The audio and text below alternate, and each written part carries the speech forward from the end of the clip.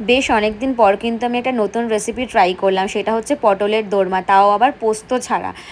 মানে সবাইকে দেখেছি যে পটল পোস্ত মানে পোস্ত দিয়ে দোরমাটা করে, বাট আমি এখানে পোস্ত অ্যাড করিনি। তো ভালো করে পটলটাকে ধুয়ে চোকলাটা ঘষে নিয়ে তারপর তেলের মধ্যে গোটা জিরে ফোড়ন দিয়ে পটলটাকে ভালো করে ভেজে নিয়েছিলাম একটু নরম নরম করে। হালকা লাল লাল হয়ে যাওয়ার পর আমি ওটা নামিয়ে রেখেছিলাম। তারপর এখানে একটু চালমগজ আর কাজু কিশমিশ আমি ভিজিয়ে রেখেছিলাম, তাই আমি বললাম যে কোনো পোস্ত অ্যাড করিনি। তারপরে এখানে একটু হলুদের ছিটে দিয়ে আমি পটলটা ভেজে নিয়েছি।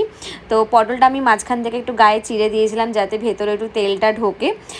তো তারপর এটা হয়ে যাওয়ার পর আমি নামিয়ে নিয়ে কড়াইয়ের মধ্যে তেজপাতা, শুকনো লঙ্কা, গোটা গরম মশলা ফোড়ন দিয়ে তারপর এখানে আমি যে পেস্টটা ছিল সেটা আমি ঢেলে দিয়ে তারপর এখানে ভালো করে আমি এটা মানে কষিয়েছি। আর তার মধ্যে আমি দুধ অ্যাড করেছি। আমি কোনোটা মানে এই রান্নাটা আমি একটুও জল ইউজ করিনি, আমি পুরোটা দুধ দিয়েই রান্না করেছি।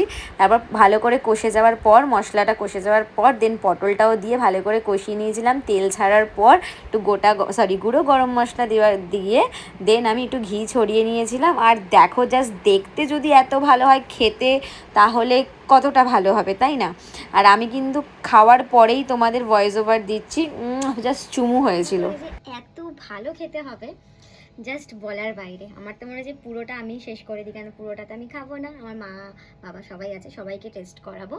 আর উফ, ভাতের সাথে পুরো জমে যাবে। টাটা।